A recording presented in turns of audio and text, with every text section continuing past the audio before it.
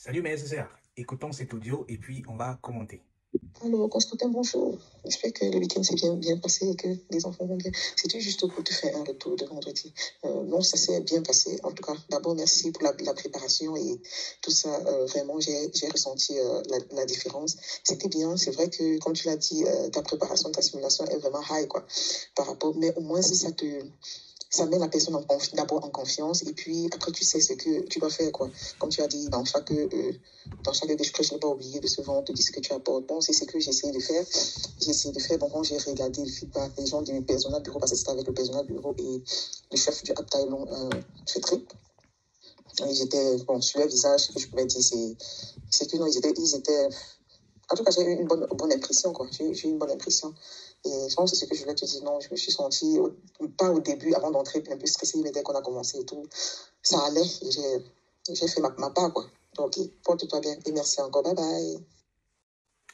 Ok, très bien. Donc, il s'agit ici d'un extrait. C'est un retour sur expérience d'une SSR que j'ai eu l'honneur d'accompagner pour ses préparations aux interviews. Donc, elle me fait le voice pour me donner un retour de comment est-ce que ça s'est passé. Donc, il s'agit ici en fait d'une qui, au départ, avant de me contacter, elle était très stressée.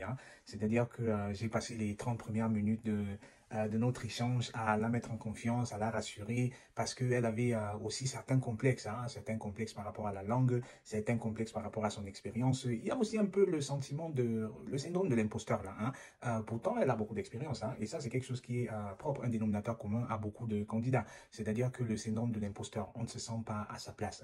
Et où je dis toujours, écoute, si on t'a invité à l'entretien, c'est parce que on a vu que tu as les qualités. C'est parce qu'on a vu que tu es capable de faire le job. Et donc, c'est à toi de venir persuader, c'est à toi de venir convaincre qu'on a bien vu, on a vu juste dans ton profil et que, évidemment, tu peux ajouter de la valeur. Sauf que beaucoup de candidats ne savent pas se vendre pendant les interviews.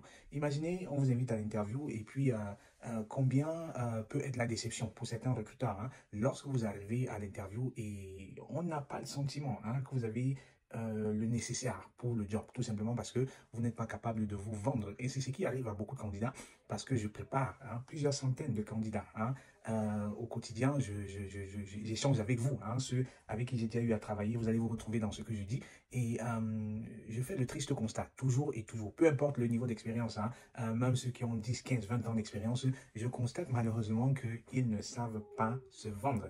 Raison pour laquelle ils sont très souvent stressés. Ils sont très souvent stressés. Et donc, pour pallier à cela, je propose justement des préparations d'interviews comme ça, dans lesquelles je vais mettre la barre très haute. Vous avez suivi cette candidate qui disait, écoute, l'interview, en fin de compte, était beaucoup plus soft que ce que j'ai fait avec toi. Et je le fais exprès, parce que comme dans je sais pas, si vous devez aller à un tournoi, je sais pas, Jeux Olympiques par exemple, vous allez passer beaucoup de temps à vous préparer. Vous allez vous préparer de façon à pouvoir surpasser votre réelle compétence, de façon à ce que le jour de l'échéance, le jour on va dire quoi, de l'épreuve, que vous soyez à la hauteur, que vous puissiez vous surpasser davantage. Donc ici, c'est pareil, c'est-à-dire que je vais mettre la barre très haute, je vais poser pendant les simulations d'entretien. Je commence déjà par faire des analyses de rôle. Sur 1 heure de temps, on fait des analyses de rôle dans lesquelles je vais faire un 360 degrés du rôle avec vous, tout simplement parce que hier encore, j'avais une séance de coaching avec une SSA qui n'avait vraiment pas compris le job. C'est-à-dire qu'on l'a invitée,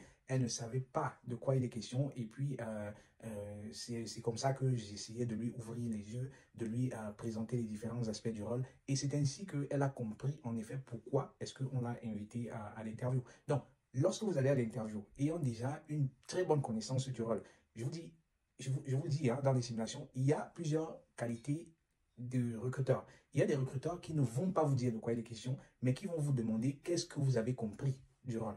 Donc, imaginez vous arrivez à l'interview et on vous demande qu'est-ce que vous avez compris du rôle. Et vous n'êtes pas capable de dire réellement ce que vous avez compris du rôle, ni de dire quelle est la réelle valeur que vous ajoutez à ce rôle.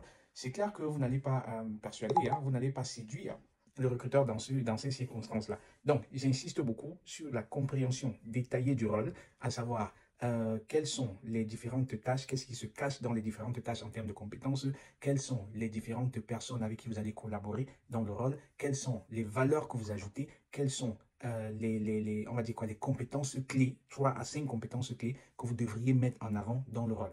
Et une fois que nous avons fait ça, je vais y aller sur quelques questions clés d'interview, hein, du genre pourquoi est-ce qu'on devrait vous recruter, du genre quel est votre plan de 60-90 jours. Et une fois que cela est fait, on va aller dans la deuxième phase qui est la simulation. Et là, je vais vous poser des questions à la fois techniques, des questions de situation, des questions générales d'interview, hein, histoire de voir comment est-ce que vous répondez, comment est-ce que vous vous vendez, comment est-ce que vous vous vendez en relation avec le rôle. Et ce n'est que après cette simulation que je vais vous faire des retours, hein, sur qu'est-ce que vous devriez améliorer, qu'est-ce que vous faites déjà bien, que vous devriez conserver et bien évidemment qu'est-ce que vous devez améliorer. C'est-à-dire que la barre est tellement haute parce qu'un retour, hein, que j'ai de, on va dire quoi, 95% des SSR, je me suis amusé des fois, hein, à vous faire ici des extraits de nos simulations juste pour pour vous mettre un peu, hein, dans la réalité d'une simulation comme celle-là.